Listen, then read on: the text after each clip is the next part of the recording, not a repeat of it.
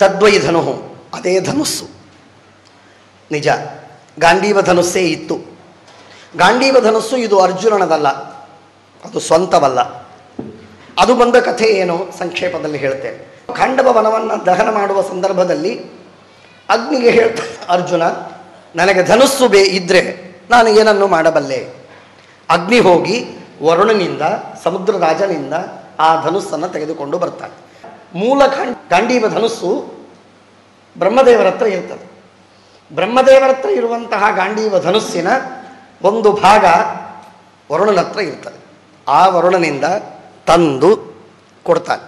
ಪ್ರತಿಭೂ ಆಗಿ ಕೊಡ್ತಾನೆ. ಅಂದ್ರೇನು? ಜಾಮೀನು ಆಗಿ. ನಾನು ಅದನ್ನು ವಾಪಸ್ಸು ಕೊಡಿಸುವುದು ನನ್ನ ಜವಾಬ್ದಾರಿ. ವರುಣ, ದಯವಿಟ್ಟು ಈ ಧನುಸ್ಸನ್ನು ಅರ್ಜುನನಿಗೆ ನಾನು ಕೊಡುವುದಿದೆ ಅಂತ ಹೇಳಿ ಕೊಡಿಸ್ತಾನೆ. ಆ ರೀತಿಯಾಗಿ ಬಂದಂತಹ ಗಾಂಡೀವ ಧನುಸ್ಸನ್ನು ಇನ್ನು ಉಳಿಸಿಕೊಂಡಿದ್ದಾನೆ, ಈಗ ಬಿಡುವುದಿಲ್ಲ. ಭೂಪ್ರದಕ್ಷಿಣೆ ಹಾಕಿಕೊಂಡು ಸ್ವರ್ಗಕ್ಕೆ ಹೋಗುವ ಸಂದರ್ಭದಲ್ಲಿ ವರುಣ ಬೇಡ್ತಾನೆ, ಕೊಡು ನನಗೆ ಅದು. ಆಗ ಅದನ್ನು ಅಗ್ನಿ ಮಧ್ಯದಲ್ಲಿ ಬಂದು ತನ್ನ ಪ್ರಾತಿಭಾವ್ಯವನ್ನು ನಿಸ್ತಾರ ಮಾಡಿ, ಅರ್ಥಾತ್ ಜಾಮೀನನ್ನು ಮುಗಿಸಿ, ನಾನು ಮಧ್ಯದಲ್ಲಿದ್ದೇನೆ ಅರ್ಜುನ, ಆ ಗಾಂಡೀವ ಧನುಸ್ಸನ್ನು ತೆಗೆದುಕೊಂಡು ಹೋಗಬೇಡ, ಕೊಡ್ತೇನೆ ಅಂತ ಹೇಳಿದ್ದೆ, ಕೊಡು ಅದನ್ನು ಅಂತ ಹೇಳಿ ವರುಣನಿಗೆ ಕೊಡಿಸ್ತಾನೆ. ಇದೆಲ್ಲ ಮಾತುಗಳನ್ನು ಅಂದರೆ ಪ್ರತಿಭೂ ಎನ್ನುವ ಶಬ್ದಕ್ಕೆ ಧರ್ಮಶಾಸ್ತ್ರದಲ್ಲಿ ಜಾಮೀನು ಅಂತ ಅರ್ಥವಿದೆ. ಹಾಗಾಗಿ ಅದನ್ನು ಮುಗಿಸಿಕೊಂಡು ಧನುಸ್ಸು ಉಳಿದಿತ್ತು, ಆ ಗಾಂಡೀವ ಧನುಸ್ಸು ಅರ್ಜುನನ ಹತ್ತಿರ. ಅವನು ಹೇಳ್ತಾನೆ, ಅದೇ ಗಾಂಡೀವ ಧನುಸ್ಸು, ಯಾವ ಗಾಂಡೀವ ಧನುಸ್ಸಿನಿಂದ ನಾನಾ ಶೂರರನ್ನು ನಾನು ಸೋಲಿಸಿಬಿಟ್ಟೆ, ಅದೇ ಧನುಸ್ಸು. ತೈಷವಃ, ಅದೇ ಬಾಣಗಳು. ಅದೇ ಬಾಣಗಳು ಅಂದರೆ ಆಗ ಹೋದ ಬಾಣಗಳು ಮತ್ತೆ ಬರ್ತಾವ? ಇಲ್ಲ, ಆದರೆ ಅದರಂಥ ಬಾಣಗಳು. ಸರಥ, ಆ ರಥವಲ್ಲ. ಯಾಕೆ ಅಂದರೆ ಕೊನೆಯ ಯುದ್ಧ, 18ನೇ ದಿನದ ಯುದ್ಧ. 18ನೇ ದಿನದ ಯುದ್ಧವಾದ ಮೇಲೆ ಒಂದು ಘಟನೆ ಆಯಿತು. ಏನಾಯಿತು ಅಂತಂದರೆ, ಶ್ರೀಕೃಷ್ಣ ಪರಮಾತ್ಮ 18ನೇ ದಿನದ ಯುದ್ಧ ಮುಗಿದ ಮೇಲೆ ತಾನು ಮೊದಲು ಇಳಿಯುವುದಿಲ್ಲ. ಪ್ರತಿ ಸಲ ತಾನು ಇಳಿದು ಅರ್ಜುನನಿಗೆ ಕೈ ಕೊಟ್ಟು ಅರ್ಜುನನನ್ನು ಇಳಿಸ್ತಿರ್ತಾನೆ. ಶಫರ್ ಡ್ರಿವನ್ ಕಾರಲ್ಲಿ ಹೇಗೆ ಡ್ರೈವರ್ ಬಾಗಿಲು ತೆಗೆದು ಯಜಮಾನನನ್ನು ಕೆಳಗಿಳಿಸಬೇಕೋ ಹಾಗೆ ಕೃಷ್ಣ ಅವನಿಗೆ ಕೈ ಕೊಟ್ಟು ಕೆಳಗಿಳಿಸುವುದು ವಾಡಿಕೆಯಾಗಿದೆ. ಆದರೆ ಈ ಸಲ ಕೃಷ್ಣ ತಾನು ಇಳಿಯುವುದಿಲ್ಲ, ಮೊದಲು ಅರ್ಜುನನಿಗೆ ಹೇಳ್ತಾನೆ ಇಳಿ ಅಂತ. ಅರ್ಜುನ ಇಳಿತಾನೆ. ಇಳಿದಾದ ಮೇಲೆ ಆಮೇಲೆ ಕೃಷ್ಣ ತಾನು ಇಳಿತಾನೆ. ತಾನು ಇಳಿದ ತಕ್ಷಣಕ್ಕೆ ಭುಗುಲ್ ಅಂತ ಬೆಂಕಿ ಹತ್ತಂತೆ. ಅರ್ಜುನ ನೋಡಿ ಚಕಿತನಾಗ್ತಾನೆ. ಏನಿದು, ಯಾಕೆ? ಅರ್ಜುನ ಕೇಳು, ಭೀಷ್ಮ, ದ್ರೋಣ, ಅಶ್ವತ್ಥಾಮ, ಕರ್ಣ ಅವರೆಲ್ಲರೂ ಪ್ರಯೋಗ ಮಾಡಿದ ಅಗ್ನ್ಯಸ್ತ್ರಗಳೇನಿತ್ತೋ ಆ ಅಗ್ನ್ಯಸ್ತ್ರ ರಥದ ಮೇಲೂ ಪ್ರಯೋಗ ಮಾಡಿತು. ರಥದ ಮೇಲೆ ಪ್ರಯೋಗ ಮಾಡಿದ ಅಗ್ನ್ಯಸ್ತ್ರಗಳನ್ನೆಲ್ಲ ನಾನು ನನ್ನ ಸನ್ನಿಧಾನದಿಂದಾಗಿ ಅದನ್ನು ಕಾಪಾಡಿದ್ದೆ, ಭಸ್ಮವಾಗದಂತೆ ನೋಡಿಕೊಂಡಿದ್ದೆ. ಅರ್ಥವಾಯ್ತಾ? ಈಗ ಆ ಎಲ್ಲ ಅಸ್ತ್ರಗಳು ಎಲ್ಲೇ ಕೂತಿದ್ವು, ಆ ಎಲ್ಲ ಮಂತ್ರ ಇತ್ತು, ಆ ಮಂತ್ರ ವ್ಯರ್ಥವಾಗಬಾರದು. ಜೊತೆಗೆ ಈ ರಥ ಕಾಲ ಮುಗಿದಿದೆ, ಆದ್ದರಿಂದ ಇದು ಭಸ್ಮವಾಗಬೇಕಾದ ಹೊತ್ತು ಬಂದಿದೆ. ಆದ್ದರಿಂದ ನೀನಿಳಿ, ಆಮೇಲೆ ನಾನು. ಕೃಷ್ಣ ಇಳಿದ, ಬೆಂಕಿ ಹತ್ತಿತು. ಅದನ್ನು ಹೇಳಿದಾಗ ಆಶ್ಚರ್ಯಚಕಿತನಾಗ್ತಾನೆ. ಕೃಷ್ಣನ ಸನ್ನಿಧಾನದಿಂದ ರಥ ಸುಡಲಿಲ್ಲ. ಹಾಗಾಗಿ ಸರಥ, ಅದೇ ರಥ ಅಂದರೆ ಅದೇ ರಥವಲ್ಲ, ಆ ರಥ ಭಸ್ಮವಾಗಿದೆ. ಅದರಂಥ ರಥವಿತ್ತು. ಈಗ ಆಚಾರ್ಯರು ಹೇಳ್ತಾರೆ, ಆಚಾರ್ಯರು ಪುರಾಣದಲ್ಲಿ ಬಂದ ಒಂದಕ್ಷರವನ್ನು ತಪ್ಪು ತಿಳಿಬೇಡಿ ಅಂತ ಹೇಳುವುದಕ್ಕೆ ತಿದ್ದುವ ಕ್ರಮ ನೋಡಿ ಹೇಗಿದೆ. ಸರಥ, ಹಯಾಸ್ತೆ, ಕುದುರೆಗಳು. ಆ ಕುದುರೆಗಳಿಲ್ಲ ಈಗ. ಆದ್ದರಿಂದ ತಾದೃಶ ಇತ್ಯರ್ಥ. ಯಾರು ಇಷ್ಟು ಗಮನ ಕೊಟ್ಟು ಒಂದೊಂದು ಪುರಾಣದ ಇತಿಹಾಸದ ವಾಕ್ಯಗಳನ್ನು ಅರ್ಥ ಮಾಡಿಕೊಳ್ಳುವುದಕ್ಕೆ ಪ್ರಯತ್ನ ಮಾಡ್ತಾರೆ. ಶ್ರೀಮದ್ ಆನಂದ ತೀರ್ಥ ಭಗವತ್ಪಾದಾಚಾರ್ಯರು ಸರ್ವಜ್ಞತಮರಾದವರು. ಪುರಾಣ ಇತಿಹಾಸ ಅವರ ಮನಃಪಟಲದಲ್ಲಿ ಸದಾಕಾಲ ಉಜ್ವಲವಾಗಿ ತೋರ್ತಾ ಇದೆ. ಅದರ ಅರ್ಥವನ್ನು ನಮಗೆ ಚೆನ್ನಾಗಿ ತಿಳಿಸ್ತಾರೆ. ಬಹಳ ಸುಂದರವಾದ ಮಾತು. ತೈಷವಃ ಇತಿ ಇವ. ಯಾಕೆ? ತದ್ರಥ ಹಯಾನಾಂ ದಾಹೋಕ್ತೇಹೇ ಮಹಾಭಾರತದಲ್ಲಿ ಹೇಳಿದ್ದಾರೆ. ಇಷ್ಟೆಲ್ಲ ಇದ್ರೂ ಕೂಡ ಅಸದೀಶರಿಕ್ತಂ, ಪರಮಾತ್ಮ ಇಲ್ಲಲ್ಲ, ಕೃಷ್ಣ ಇಲ್ಲಲ್ಲ. ಹಾಗಾಗಿ ಆ ಧನುಸ್ಸು ಇದ್ದರೂ ಏನು ಉಪಯೋಗ ಬೀಳಲಿಲ್ಲ ಕೃಷ್ಣ ಅರ್ಜುನ ಧರ್ಮರಾಜ, ಏನು ಉಪಯೋಗವಾಗಲಿಲ್ಲ. ಹೇಗೆ ಅಂದರೆ ಭಸ್ಮನ್ ಹುತಂ, ಭಸ್ಮದಲ್ಲಿ ಹೋಮ ಮಾಡಿದರೆ ಹೇಗೆ ಏನು ಪುಣ್ಯ ಬರುವುದಿಲ್ಲವೋ ಹಾಗೆ. ಭಸ್ಮದಲ್ಲಿ ಹೋಮ ಮಾಡಿದರೆ ಪುಣ್ಯ ಬರ್ತದ? ಬರುವುದಿಲ್ಲ. ಅದಕ್ಕಂತಾರೆ ಭಸ್ಮದಲ್ಲಿ ಹೋಮ ಮಾಡಿದರೆ ಮಂತ್ರ ಅಂತಿರ್ತಾನಲ್ಲ ಅದಕ್ಕೆ ಪುಣ್ಯ ಬರ್ತದೆ. ಬೆಂಕಿಯಲ್ಲಿ ಸುಟ್ಟರೆ ಅದು ಭಸ್ಮವಾಗಬೇಕು, ಸುಹುತವಾಗಬೇಕು. ಅದು ಆಗಲಿಲ್ಲ, ಚಿಂತೆ ಇಲ್ಲ. ಮಂತ್ರ ಅನ್ನೋದಕ್ಕೆ ಪುಣ್ಯವಿದೆ. ಅದಕ್ಕಾಗಿ ಭಸ್ಮನ್ ಹುತಂ ಅನ್ನುವ ಉದಾಹರಣೆಯನ್ನು ಬಿಟ್ಟು ಮತ್ತೊಂದು ಉದಾಹರಣೆ ಹೇಳ್ತಾರೆ. ಕುಹಕ ರಾಧಂ. ಕುಹಕ ಅಂತಂದರೆ ಐಂದ್ರಜಾಲಿಕ, ಮ್ಯಾಜಿಕ್ ಮಾಡುವ ಮನುಷ್ಯ. ಬಂಗಾರದ ಕೋಳಿಗಳನ್ನು ತಯಾರು ಮಾಡ್ತಾರೆ, ತೋರಿಸ್ತಾರೆ, ಅಬ್ಬಾ ಅಂತಾರೆ. ಅವನು ಮಾಡಿದ್ದು ಬಂಗಾರದ ಕೋಳಿಗಳು ನಿಜವಾಗಿದ್ದರೆ ಅವುಗಳನ್ನು ಮಾರಿ ಹಣವನ್ನು ಗಳಿಸ್ಬೋದಾಗಿತ್ತು. ಗಳಿಸ್ಲಿಕ್ಕಾಗಲಿಲ್ಲ ಅವನಿಗೆ, ಆಗುವುದಿಲ್ಲ ಅವನಿಗೆ. ಹಾಗಾದರೆ ಅದೇನದು? ವ್ಯರ್ಥ. ವ್ಯರ್ಥ ಅಂದರೆ ಪೂರ್ಣ ವ್ಯರ್ಥವಾ? ಅಲ್ಲ. ಯಾಕಲ್ಲ? ಯಾಕೆಂದರೆ ಆ ಬಂಗಾರದ ಕೋಳಿಗಳನ್ನು, ಬಂಗಾರದ ಮೊಲಗಳನ್ನು ಮಾಡಿ ತೋರಿಸಿದಾಗ ಜನ ಎಲ್ಲ ಮೆಚ್ಚಿಕೊಳ್ತಾರೆ. ಭಾರಿ ಭಾರಿ ಅಂತ ಹೇಳಿ ಹೊಗಳಿ ಅವನಿಗೆ 4 ಆಣೆ ಅವನ ಕೈಯಲ್ಲಿ ಇಡುತ್ತಾರೆ. ಸಿಕ್ಕಿತಲ್ಲ ಅವನಿಗೆ ಹಣ. ಅಂದರೆ ಐಂದ್ರಜಾಲಿಕ ವ್ಯಕ್ತಿ ಮಾಡಿದ ನಾನಾ ವಿಧವಾದ ಮಾಯೆಗಳಿಂದಲೂ ಲಾಭ ಉಂಟು. ಆದ್ದರಿಂದ ಆ ದೃಷ್ಟಾಂತವೂ ಸಮಂಜಸವಲ್ಲ ಎನ್ನುವುದಕ್ಕೆ ಮತ್ತೊಂದು ದೃಷ್ಟಾಂತ ಹೇಳ್ತಾರೆ. ಇವೋಕ್ತ ಮೂಷೆ, ಊಷರ ಭೂಮಿ, ಮರಳು ಭೂಮಿಯಲ್ಲಿ ಬೀಜವನ್ನು ಬಿತ್ತಿದರೆ ಏನಾಗತ್ತೆ? ಏನಾಗದು? ಪೂರ್ಣ ವ್ಯರ್ಥ. ಹಾಗಾಗಿ ಪೂರ್ಣ ವ್ಯರ್ಥವಾದಂತಹದ್ದು ಹೇಗೋ ಹಾಗೆ ನನ್ನ ಧನುಸ್ಸು, ನನ್ನ ಬಾಣಗಳು, ನನ್ನ ರಥ, ನನ್ನ ಕುದುರೆಗಳು, ನನ್ನ ಪರಾಕ್ರಮ, ನಾನು ಎಲ್ಲ ಇದ್ದರೂ ಕೂಡ ಏನೂ ಆಗುವುದಿಲ್ಲ, ಎಲ್ಲ ವ್ಯರ್ಥವಾಯಿತು. ಇದಕ್ಕೆ 3 ದೃಷ್ಟಾಂತಗಳನ್ನು ಕೊಟ್ಟದ್ದು. ಭಸ್ಮನ್ ಹುತಂ, ಕುಹಕಾರಾಧಂ, ಇವೋಕ್ತ ಮೂಷೆ. ಇದು ಯಾದವಾರ್ಯರು ಮಾಡುವ ವ್ಯಾಖ್ಯಾನ. ಹಾಗಾಗಿ ಭಗವಂತ ಪರಮಾತ್ಮ ಪರಂಧಾಮಕ್ಕೆ ಹೋದ ಅಂತ ಹೇಳಿದ್ದನ್ನು ಕೇಳಿದಾಗ ಧರ್ಮರಾಜನಿಗೆ ಹೇಳಿದ. ಆಗ ಕೃಷ್ಣ ಪರಂಧಾಮಕ್ಕೆ ಹೋದದ್ದು ಬಹಳ ದುಃಖವಾಗಿದೆ. ಬಹಳ ದುಃಖವಾದದ್ದನ್ನು, ಆ ದುಃಖವನ್ನು ಸಹನ ಮಾಡಿಕೊಳ್ತಾನೆ. ದುಃಖ ಪಡಬಾರದು. ಯಾಕೆ ಅಂದರೆ ಗೀತೆಯಲ್ಲಿ ಉಪದೇಶ ಮಾಡಿದ್ದ ಕೃಷ್ಣ. ದುಃಖ ಪಡಬಾರದು.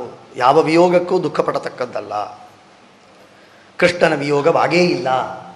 ಸರ್ವತ್ರ ವ್ಯಾಪ್ತನಾಗಿದ್ದಾನೆ, ಅಂತರ್ಯಾಮಿಯಾಗಿಯೂ ಇದ್ದಾನೆ ಎಂದಾಗಿ ತಿಳಿದು ತನ್ನ ಬಳಗದವರು ಹೋದದ್ದಕ್ಕೆ ದುಃಖವನ್ನು ಪಡದೆ ಅದನ್ನು ನಿಗ್ರಹಿಸಿಕೊಂಡು ದುಃಖದಿಂದ ಉತ್ತೀರ್ಣನಾದ, ದುಃಖ ಪರಿಹಾರ ಮಾಡಿಕೊಂಡ ಎಂದು ಹೇಳುವ ಸಂದರ್ಭದಲ್ಲಿ 3 ಶ್ಲೋಕಗಳು ಬರ್ತವೆ. ತುಂಬ ಕಠಿಣವಾದ ಶ್ಲೋಕ, ತತ್ವಭರಿತವಾದ ಶ್ಲೋಕ. ಅಷ್ಟನ್ನು ನಾವು ಅರ್ಥ ಮಾಡಿಕೊಳ್ಳುವ ಪ್ರಯತ್ನವನ್ನು ಮಾಡೋಣ. ಏನದು? ಅರ್ಜುನ ಇವನು ಇಂದ್ರನ ಅವತಾರ. ಇಂದ್ರ ಅಂದರೆ ಅಪರೋಕ್ಷ ಜ್ಞಾನಿ. ಅಪರೋಕ್ಷ ಜ್ಞಾನವಾಗದಿದ್ದರೆ ದೇವತೆಗಳ ಪದವಿ ಸಿಗುವುದಿಲ್ಲ. ಇಂದ್ರ ಇದು ದೇವತಾ ಪದವಿಯಾದದ್ದರಿಂದ ಅದರಲ್ಲಿ ಇರುವಂತಹ ವ್ಯಕ್ತಿ ಅರ್ಜುನ, ಇಂದ್ರ, ಅವನು ಅವಶ್ಯವಾಗಿ ಅಪರೋಕ್ಷ ಜ್ಞಾನಿ ಆಗಲೇಬೇಕು. ಅಪರೋಕ್ಷ ಜ್ಞಾನ ಯಾವಾಗ ಆಗತ್ತೋ ಆ ವ್ಯಕ್ತಿಗೆ ಕರ್ಮಗಳ ಬಂಧ ಉಳಿಯುವುದಿಲ್ಲ. ಅದಕ್ಕೆ 1-2 ತತ್ವ. ನಾವು ಅನಾದಿ ಕಾಲದಿಂದ ಜನ್ಮಗಳನ್ನು, ಸ್ಥೂಲ ದೇಹಗಳನ್ನು ಪಡಿತಾ ಬಂದಿದ್ದೇವೆ. ಅನಂತ ಜನ್ಮಗಳು ನಮಗೆ ಹಿಂದೆ ಆಗಿ ಹೋಗಿವೆ. ಆ ಜನ್ಮಗಳಲ್ಲಿ ನಾವು ಹೇರಳವಾಗಿ ಲೆಕ್ಕವಿಲ್ಲದಷ್ಟು ಅನಂತವಾದ ಕರ್ಮಗಳನ್ನು ಮಾಡಿದ್ದೇವೆ. ಆ ಕರ್ಮ ಮಾಡಿದ್ದೇನಿದೆ ಅವುಗಳನ್ನು ಭೋಗಿಸುವುದು ಅನಿವಾರ್ಯ. ಕರ್ಮವನ್ನು ಭೋಗಿಸುವುದಕ್ಕೆ ಹೊರಟ್ರೆ ಕರ್ಮವನ್ನು ಭೋಗಿಸ್ತಾ ಸಂಸಾರದಲ್ಲಿ ಇರಬೇಕು. ಮೋಕ್ಷಕ್ಕೆ ಹೋಗುವಂತಿಲ್ಲ. ಕರ್ಮವನ್ನು ಭೋಗಿಸಿ ಮೋಕ್ಷಕ್ಕೆ ಹೋಗಬೇಕು ಅಂತನ್ನುವುದು ಸಾಧ್ಯವೇ ಆಗುವುದಿಲ್ಲ. ಅಂದಮೇಲೆ ಮೋಕ್ಷವೇ ಅಸಂಭಾವಿತ. ಯಾಕೆ? ಮಾಡಿದ ಕರ್ಮವನ್ನು ಎಷ್ಟಿದೆ ಅಷ್ಟೆಲ್ಲವನ್ನು ಭೋಗಿಸದೇ ಇದ್ದರೆ ಮೋಕ್ಷಕ್ಕೆ ಅನುಮತಿಯೇ ಇಲ್ಲ. ಇದನ್ನು ಕಂಡು ಭಗವಂತ ಅಪರೋಕ್ಷ ಜ್ಞಾನವನ್ನು ನಿಮಿತ್ತ ಮಾಡಿ ಪರಮಾತ್ಮ ಎಲ್ಲ ಜೀವರಾಶಿಗಳ ಯಾರ್ಯಾರಿಗೆ ಅಪರೋಕ್ಷ ಜ್ಞಾನವಾಗ್ತದೋ ಅವರೆಲ್ಲರಿಗೆ ಅವರವರು ಮಾಡಿದ ಕರ್ಮಗಳನ್ನು, ಸಂಚಿತ ಕರ್ಮಗಳನ್ನು ನಾಶ ಮಾಡಿಬಿಡ್ತಾರೆ. ಉಳಿತದೆ ಪ್ರಾರಬ್ಧ ಕರ್ಮ ಮಾತ್ರ. ಆ ಪ್ರಾರಬ್ಧ ಕರ್ಮವನ್ನು ಭೋಗಿಸಲೇಬೇಕು. ಪ್ರಾರಬ್ಧ ಕರ್ಮವನ್ನು ಭೋಗಿಸಬೇಕಾದಾಗಲೂ ಕೂಡ ಆ ಪ್ರಾರಬ್ಧ ಕರ್ಮದಲ್ಲೂ ಕೆಲವು ಕರ್ಮಗಳನ್ನು, ಕೆಲವು ಫಲವನ್ನು ಸಂಕ್ಷೇಪ ಮಾಡಲಿಕ್ಕೆ ಬರ್ತದೆ. ಹೆಚ್ಚು ಉಲ್ಬಣವಾಗಿ ಬರಬೇಕಾಗಿರುವ ದುಃಖವನ್ನು ಕಡಿಮೆ ಮಾಡಿಕೊಳ್ಳುವುದು ಸಾಧ್ಯ.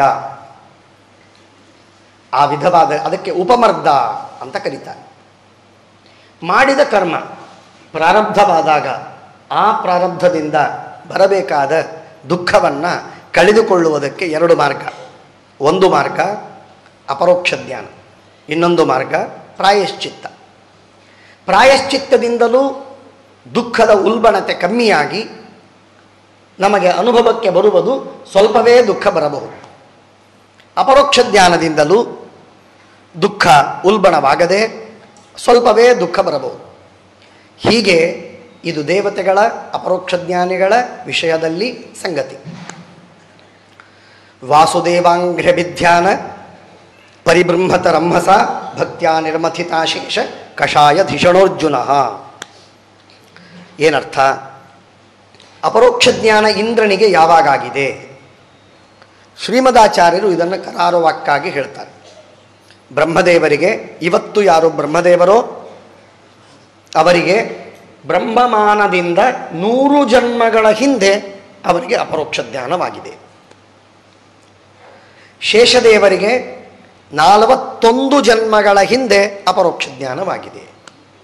ರುದ್ರದೇವರಿಗೆ 40 ಜನ್ಮಗಳ ಹಿಂದೆ ಅಪರೋಕ್ಷ ಜ್ಞಾನವಾಗಿದೆ. ಇಂದ್ರದೇವರಿಗೆ 20 ಜನ್ಮಗಳ ಹಿಂದೆ, 20 ಬ್ರಹ್ಮಕಲ್ಪದ ಹಿಂದೆ ಅಪರೋಕ್ಷ ಜ್ಞಾನವಾಗಿದೆ. ದೇವರ ಸಾಕ್ಷಾತ್ಕಾರವಾಗಿದೆ. ಇಂದ್ರ 20 ಜನ್ಮಗಳ ಹಿಂದೆ ಅಪರೋಕ್ಷ ಜ್ಞಾನವನ್ನು ಮಾಡಿಕೊಂಡ, ಭಗವಂತನ ಸಾಕ್ಷಾತ್ಕಾರವಾಗಿದೆ. ಆಗಲೇ ಎಲ್ಲ ಕರ್ಮಗಳನ್ನು ಕಳೆದುಕೊಂಡಿದ್ದ. ಅಂದ ಮೇಲೆ ಈಗ ಅರ್ಜುನನಾದಾಗ ಕರ್ಮಗಳನ್ನು ಕಳೆದುಕೊಳ್ಳುವುದು ಎನ್ನುವುದಕ್ಕೆ ಅರ್ಥವೇನು ಅನ್ನುವ ಪ್ರಶ್ನೆ ಕೇಳಿದ್ದಕ್ಕೆ ಎಲ್ಲ ವ್ಯವಸ್ಥೆಯನ್ನು ಮಾಡ್ತಾರೆ. ಜ್ಞಾನಿನಾಂ ಪ್ರಾರಬ್ಧ ಕರ್ಮದ ನಿರ್ಮಥನವಾಗ್ತದೆ. ಅದು ಯೋಗ್ಯವಾದದ್ದು, ಎಲ್ಲ ಅಲ್ಲ. ಮಹತಾ ಕಾರಣೇನೈವ ಪ್ರಾರಬ್ಧಾನ್ಯಪಿ ಕಾನಿಚಿತ ಕರ್ಮಾಣಿ ಕ್ಷಯಮಾಯಾಂತಿ ಬ್ರಹ್ಮದೃಷ್ಟಿ ಮತಃ ಕ್ವಚಿತ್. ಬ್ರಹ್ಮನ ಜ್ಞಾನವನ್ನು, ಬ್ರಹ್ಮನ ಅಪರೋಕ್ಷ ಜ್ಞಾನವನ್ನು ಪಡೆದಂತಹ ಜನರಿಗೆ ಪ್ರಾರಬ್ಧ ಕರ್ಮಗಳ ನಾಶವಾಗ್ತದೆ, ಅದರಲ್ಲಿ ವಿವಾದ ಬೇಡ. ಆ ಪ್ರಾರಬ್ಧ ಕರ್ಮಗಳಲ್ಲಿ ಉಪಮರ್ದವಾಗಿ ಬಹಳ ಆಗಬೇಕಾದ ದುಃಖ ಕಡಿಮೆಯಾಗಿ ಅವರಿಗೆ ಉಣಬೇಕಾಗುವ ಪ್ರಸಂಗವಿದೆ ಅಂತನ್ನುವ ಮಾತು ಒಂದು. ಅರ್ಜುನನಿಗೆ ಗೀತೋಪದೇಶವನ್ನು ಮಾಡಿದ್ದು ಕಾಲಕರ್ಮ ತಮೋರುದ್ಧಂ. ಅರ್ಜುನ ಇಂದ್ರನ ಅವತಾರ, ಅವನಿಗೆ ಜ್ಞಾನವಿದ್ದರೂ ಅಪರೋಕ್ಷ ಜ್ಞಾನಿಗಳಿಗೂ ಕೂಡ ಕಲಿಯುಗದ ಬಲ, ದ್ವಾಪರ ಯುಗದ ಬಲ, ಇದರ ಪ್ರಭಾವ ಅವರಿಗೂ ಆಗ್ತದೆ. ತಮೋಗುಣದ ಆವರಣ ಅವರಿಗೂ ಉಂಟು. ಹಾಗಾಗಿ ಅವರಿಗೆ ಜ್ಞಾನ ಎಷ್ಟೋ ಸಲ ಮುಚ್ಚಿ ಹೋಗ್ತದೆ. ಎಂಥ ಜ್ಞಾನಿಗಳಾಗಿದ್ದರೂ ಜ್ಞಾನ ಮುಚ್ಚಿ ಹೋಗ್ತದೆ. ಸಾಕ್ಷಾತ್ ಇಂದ್ರನ ಅವತಾರನಾಗಿದ್ದರೂ ಅರ್ಜುನ ಎಂಥ ದೊಡ್ಡ ದೇವತೆ ಅವನು, ಅಪರೋಕ್ಷ ಜ್ಞಾನ ಎಷ್ಟವನದು, ಇಷ್ಟಿದ್ರೂ ಕೂಡ ಅವನಿಗೆ ಜ್ಞಾನ ತಿರೋಧಾನವಾಯಿತು. ಅದಕ್ಕೆ ಕಾರಣವೇನು? ಕಾಲ ಮತ್ತು ತಮಸ್ಸು, ತಮೋಗುಣ. ಕಾಲ ತಮೋಗುಣಗಳು ಕಾರಣವಾಗ್ತವೆ ನಿಜ, ಆದರೆ ಅದಕ್ಕೂ ಪ್ರೇರಕವಾದದ್ದು. ಕಾಲದ ಬಲದಿಂದ ಕೇವಲ ನಮಗೆ ಅಜ್ಞಾನ ಬಂದದ್ದಲ್ಲ, ತಮೋಗುಣದಿಂದ ಕೇವಲ ಅಜ್ಞಾನ ಬರುವುದಿಲ್ಲ ಅಪರೋಕ್ಷ ಜ್ಞಾನಿಗಳಿಗೆ. ಕಿಂತು ಅವರ ಪ್ರಾರಬ್ಧ ಕರ್ಮವೇ ಪ್ರಧಾನ. ಆ ಪ್ರಬಲವಾದ ಪ್ರಾರಬ್ಧ ಕರ್ಮವಿದ್ದಾಗ ಕಾಲ ಮತ್ತು ತಮೋಗುಣ ಇದು ನಿಮಿತ್ತವಾಗ್ತದೆ. ಹಾಗಾಗಿ ಪ್ರಾರಬ್ಧ ಕರ್ಮದಿಂದ ಇವತ್ತು ನಾವು ಯಾವುದೋ ತಪ್ಪು ಮಾಡಿದ್ದೇವೆ, ಪಾಪವನ್ನು ಮಾಡಿದ್ದೇವೆ, ಅದು ಮುಂದೆ ಅಪರೋಕ್ಷ ಜ್ಞಾನವಾಗುವಾಗ ಅದು ಪ್ರಾರಬ್ಧವಾಗಿದ್ದರೆ ಆ ಕರ್ಮ ನಮ್ಮನ್ನು ಪೀಡಿಸದೇ ಇರುವುದಿಲ್ಲ. ಪ್ರಾರಬ್ಧ ಕರ್ಮವಶಾತ್ ಎಷ್ಟಪ್ಪ ಪೀಡೆ ಆಗುತ್ತೆ ಅಂತಂದರೆ, ಉದಾಹರಣೆಗೆ ಒಂದು ಸಂಗೀತ ಕಾರ್ಯಕ್ರಮ ನಡೀತಾ ಇದೆ, ಮ್ಯೂಸಿಕ್ ಕನ್ಸರ್ಟ್, ಭಾರಿ ಚೆನ್ನಾಗಿ ಹಾಡ್ತಾ ಇದ್ದಾರೆ, ಕೇಳ್ತಾ ಕೂತಿದ್ದೇವೆ. ತನ್ಮಯರಾಗಿ ಕೇಳ್ತಾ ಇರುವ ಸಂದರ್ಭದಲ್ಲಿ ಒಮ್ಮೆಲೆ ಸ್ವಿಚ್ ಆಫ್ ಆಗಿ ಹಾಡುಗಳೇ ಕೇಳದೆ ಇದ್ದಂತೆ ಆದರೆ ಏನು ದುಃಖವಾಗಬೇಕೋ ಅದರ ಕೋಟಿ ಕೋಟಿ ಪಟ್ಟು ಹೆಚ್ಚಿನ ದುಃಖ ದೇವರ ದರ್ಶನವನ್ನು ಮಾಡಿಕೊಳ್ತಾ ಇರುವಾಗ ಅಸಂಪ್ರಜ್ಞಾತ ಸಮಾಧಿಯಲ್ಲಿ ಮುಳುಗಿದಾಗ ದೇವರ ದರ್ಶನವಾಗ್ತಾ ಇರ್ತದೆ. ಆನಂದದಲ್ಲಿ ಮಗ್ನನಾಗ್ತಾನೆ. ಅಷ್ಟು ಆನಂದದಲ್ಲಿ ಮಗ್ನನಾಗಿರುವಂತಹ ವ್ಯಕ್ತಿಗೆ ಈ ಪ್ರಾರಬ್ಧ ಕರ್ಮ ಅವನಿಗೆ ಅಡ್ಡವಾಗಿ ಬಂದು ಪಾಪದ ಪ್ರಾರಬ್ಧ ಒಂದೇ ಕ್ಷಣಕ್ಕೆ ದೇವರ ದರ್ಶನವಾಗ್ತಾ ಇರ್ತದೆ. ಪ್ರಾರಬ್ಧ ಕರ್ಮ ಅಡ್ಡ ಬಂತು ಅಂದರೆ ಸ್ವಿಚ್ ಆಫ್ ಆಯಿತು, ದೇವರ ದರ್ಶನವೇ ಆಗಲಿಲ್ಲ. ಯಾರಿಗೆ? ದೊಡ್ಡ ದೊಡ್ಡ ಯೋಗ್ಯತೆಯ ದೇವತೆಗಳಿಗೂ ಕೂಡ. ಇದು ಪ್ರಾರಬ್ಧ ಕರ್ಮ ಮಾಡುವಂತಹ ಒಂದು ಉಪಟಳ, ಪೀಡೆ. ಎಷ್ಟರ ಮಟ್ಟಿಗೆ ಅಂತಂದರೆ ಅಸಂಪ್ರಜ್ಞಾತ ಸಮಾಧಿಯಲ್ಲಿ ಏನೋ ಅವರಿಗೆ ಮಕ್ಕಳಾಗಲಿಲ್ಲ ಅಥವಾ ಐಶ್ವರ್ಯ ಸಿಗಲಿಲ್ಲ, ಇನ್ನೇನೋ ಅವರ ಕೈಕಾಲು ಮುರಿತು, ಅವರಿಗೆ ದುಃಖವಾಯಿತು, ಈ ಕಷ್ಟವಾಯಿತು, ಇಷ್ಟೇ ಅಲ್ಲ, ಭಗವಂತನ ಸಾಕ್ಷಾತ್ಕಾರವನ್ನು ಅಸಂಪ್ರಜ್ಞಾತ ಸಮಾಧಿಯಲ್ಲಿ ಮಾಡಿಕೊಳ್ತಾ ಇರುವ ಸಂದರ್ಭದಲ್ಲಿ ಸ್ವಿಚ್ ಆಫ್ ಮಾಡುವಂತಹ ಕೆಟ್ಟ ಕೆಲಸವನ್ನು ಮಾಡುವುದಕ್ಕೆ ಸನ್ನದ್ಧವಾಗಿ ಬರ್ತದೆ ಪ್ರಾರಬ್ಧ ಕರ್ಮ. ಇಂಥ ಪ್ರಾರಬ್ಧ ಕರ್ಮವಿದೆ. ಆ ಪ್ರಾರಬ್ಧ ಕರ್ಮ ಯಾವಾಗ ಪ್ರೇರಕವಾಗ್ತದೋ ಆಗ ಕಾಲ ಮತ್ತು ತಮೋಗುಣಗಳು ನಿಮಿತ್ತ ಮಾಡಿಕೊಂಡು ಜ್ಞಾನವಿದ್ದದ್ದು ಲೋಪವಾಗಿ ಬಿಡುತ್ತದೆ. ಲೋಪವಾಗತ್ತೆ ಅಂತನ್ನೋದಕ್ಕಾಗೇನೆ ರುದ್ರದೇವರ ಮೇಲೆ ಯಾರಿದ್ದಾರೆ ಹೇಳಿ? ಬ್ರಹ್ಮದೇವರು ಸರಸ್ವತಿಯನ್ನು ಬಿಟ್ಟರೆ, ವಾಯುಭಾರತೀಯರನ್ನು ಬಿಟ್ಟರೆ, ಅಂಥ ಜಗತ್ತಿನಲ್ಲಿ ದೊಡ್ಡ ಯೋಗ್ಯತೆಯ ಆ ಜೀವರಾಶಿಗಳು ಪರಮಾತ್ಮನ ವಿರೋಧವನ್ನು ಮಾಡ್ತಾರೆ, ಪರಮಾತ್ಮನ ಜೊತೆಗೆ ಯುದ್ಧವಾಗ್ತಾರೆ, ಧನುರ್ಬಾಣಗಳನ್ನು ಹಿಡಿದುಕೊಂಡು ಯುದ್ಧವಾಗ್ತಾರೆ. ಏನು ಹೇಳ್ತೀರಿ? ಪ್ರಾರಬ್ಧ ಕರ್ಮ ಎಷ್ಟು ಕೆಟ್ಟದ್ದು ಅಂತ ಅರ್ಥ ಮಾಡಿಕೊಳ್ಳಿ. ಹಾಗಾಗಿ ಆ ಪ್ರಾರಬ್ಧ ಕರ್ಮದಿಂದ ತಿರೋಧಾನವಾಗಿದ್ದದ್ದನ್ನು ಅರ್ಜುನ ಅದನ್ನು ಮತ್ತೆ ಎಲ್ಲ ಜ್ಞಾನವನ್ನು ಬೆಳಗಿಸಿಕೊಂಡ. ಎಲ್ಲ ಜ್ಞಾನ ಅವನಿಗೆ ಬಂತು. ಹಾಗಾಗಿ ಅವನು ಸಂಚಿನ್ನ ದ್ವೈತ ಸಂಶಯನಾದ. ಇದೊಂದು ಮಹತ್ವದ ಮಾತು. ಏನು ಸಂಚಿನ್ನ ದ್ವೈತ ಸಂಶಯ ಅಂದರೆ ಬಹಳ ಸುಂದರವಾದ ಅರ್ಥವಿದೆ. ಮೇಲ್ನೋಡುವುದಕ್ಕೆ ಭೇದದ ಸಂಶಯವನ್ನೂ ಕಳೆದುಕೊಂಡ, ಪೂರ್ಣವಾಗಿ ಅಭೇದ ಜ್ಞಾನ ಮಾಡಿಕೊಂಡ ಎಂಬಂತೆ ಅರ್ಥ ತೋರ್ತದೆ. ಹಾಗಲ್ಲ. ಅರ್ಥ ಏನು ಅಂತಂದರೆ, ನಾವು ಮಾಡಬೇಕಾದದ್ದೇನು? ದೇವರ ಆರಾಧನೆ, ದೇವರ ಗುಣಗಾನ, ದೇವರನ್ನು ಸಂತೋಷಗೊಳಿಸುವ ಕಾರ್ಯ. ಅದನ್ನು ಬಿಟ್ಟು ನಾವೇನೇನು ಮಾಡ್ತೇವೆ? ನಾವು ಏನೇನೋ ಮಾಡ್ತೇವೆ. ಹಣ ಗಳಿಸ್ತೇವೆ, ನ್ಯಾಯದೋ ಅನ್ಯಾಯವೋ, ಮೋಸ ಮಾಡ್ತೇವೆ, ಸ್ವಲ್ಪ ಸುಳ್ಳು ಹೇಳ್ತೇವೆ, ಭಾಳ ಸುಳ್ಳು ಹೇಳ್ತೇವೆ, ಮೋಹದಲ್ಲಿ ಸಿಲುಕು ಬೀಳ್ತೇವೆ, ಕಾಮಕ್ರೋಧಾದಿಗಳ ಪೀಡೆ ಇದೆ, ಇನ್ನೇನೇನೋ ಜಗತ್ತಿನ ವ್ಯಾಪಾರವನ್ನು ಮಾಡ್ತೇವೆ, ಸೈಟ್ ಸೀಯಿಂಗ್ ಅಂತ ಹೋಗಿ ಬರ್ತೇವೆ, ಭೋಗದಲ್ಲಿ ತೊಡಗುತ್ತೇವೆ, ಇತ್ಯಾದಿ ಇತ್ಯಾದಿ. ಇದೆಲ್ಲ ಏನು ಮಾಡ್ತೇವೆ? ದೇವರನ್ನು ಬಿಟ್ಟು ಜಗತ್ತಿನ ನಾನಾ ವಿಷಯಗಳಲ್ಲಿ ನಾವು ನಮ್ಮ ಮನಸ್ಸನ್ನು ತೊಡಗಿಸುವುದೇನಿದೆ, ಆ ವಸ್ತುಗಳನ್ನು, ದೇವರ ಜ್ಞಾನವನ್ನು ಶಾಸ್ತ್ರ ಗ್ರಂಥದಿಂದಲೋ ಧ್ಯಾನದಲ್ಲಿ ಸಾಕ್ಷಾತ್ಕಾರ ಮಾಡಿಕೊಂಡು ದೇವರ ದರ್ಶನವನ್ನು ಮಾಡಿಕೊಳ್ಳುವುದೇನಿದೆ, ಇದು ನಮ್ಮ ಕರ್ತವ್ಯ. ಇದೇ ಮಾಡಬೇಕು. ಇದನ್ನು ಬಿಟ್ಟು ಸಂಸಾರದ ನಾನಾ ವಿಧವಾದ ವಿಷಯಗಳಲ್ಲಿ ಆಸಕ್ತರಾಗುವುದೇನಿದೆ, ಇದು ದ್ವೈತ ಸಂಶಯ. ಭಗವಂತಂ ವಿನಾ ಅನ್ಯತ್ರ ಪ್ರವೃತ್ತಿ, ಅದರ ಭೋಗ, ಅದರ ಜ್ಞಾನ, ಇದೆಲ್ಲ ಏನಿದೆ ಇದಕ್ಕೆ ದ್ವೈತ ಸಂಶಯ ಅಂತ ಕರೀತಾರೆ. ದೇವರನ್ನು ಬಿಟ್ಟು ಬೇರೆ ವ್ಯರ್ಥವಾದ ವೈಷಯಿಕ ಪದಾರ್ಥಗಳಲ್ಲಿ ನಮ್ಮನ್ನು ನಾವು ತೊಡಗಿಸಿಕೊಳ್ಳುವುದು, ಆ ವಿಷಯದಲ್ಲಿ ಪ್ರವೃತ್ತಿಯನ್ನು ಮಾಡುವುದು ಇತ್ಯಾದಿಗಳೆಲ್ಲ ಇದು ಮಾಡಬಾರದ ಕೆಲಸ. ಅದನ್ನು ನಾವೆಲ್ಲ ಸಾಮಾನ್ಯವಾಗಿ ಅದೇ ಮಾಡ್ತಿರ್ತೇವೆ. ಒಂದು ಅಪರೋಕ್ಷ ಜ್ಞಾನವಾದ ಮೇಲೆ ದೇವರ ದರ್ಶನವಾಗ್ತದೆ. ದೇವರ ದರ್ಶನವಾದ ಮೇಲೆ ದೇವರನ್ನೇ ನೋಡಬೇಕು ಎಂಬ ಹಂಬಲ ಬೆಳೀತದೆ. ದೇವರನ್ನು ನೋಡುವಾಗ ಆನಂದ ಪಡ್ತಾನೆ, ದೇವರನ್ನು ನೋಡದಿರುವಾಗ ದೇವರನ್ನು ನೋಡುವುದಕ್ಕಾಗಿ ತನ್ನ ಪ್ರಯತ್ನ ಪರಿತಾಪ ಇರ್ತದೆ. ಸದೈವ ಅದೇ ಅವನಿಗೆ ಬೇಕು. ಹೀಗಿದ್ದರೂ ಕೂಡ ಕೆಲವೊಮ್ಮೆ ದ್ವೈತ ಸಂಶಯ ಬರ್ತದೆ. ಜಗತ್ತಿನ ವಿಷಯದಲ್ಲಿ ಅವನು ತೊಡಗುತ್ತಾನೆ. ಇದರಲ್ಲಿ ಒಂದು ಸ್ವಲ್ಪ ವಿಷಯ, ಜಗತ್ತಿನ ವಿಷಯದಲ್ಲಿ ತೊಡಗುವುದು ತಪ್ಪಲ್ಲ, ಅದು ಸತ್ಯವೇ, ಯೋಗ್ಯವೇ ಅದು. ಯಾಕೆ ಅಂತಂದರೆ ಇಂಥ ಜಗತ್ತನ್ನು, ಹಿಮಾಲಯವನ್ನು ನೋಡಿದಾಗ ಇಂಥ ಅದ್ಭುತವಾದ ಹಿಮಾಲಯವನ್ನು ನಿರ್ಮಾಣ ಮಾಡಿದ ದೇವರು ಎಂಬುದಾಗಿ ತಿಳಿಯುವುದು ಪಾಪವೇನು? ಅಲ್ಲ.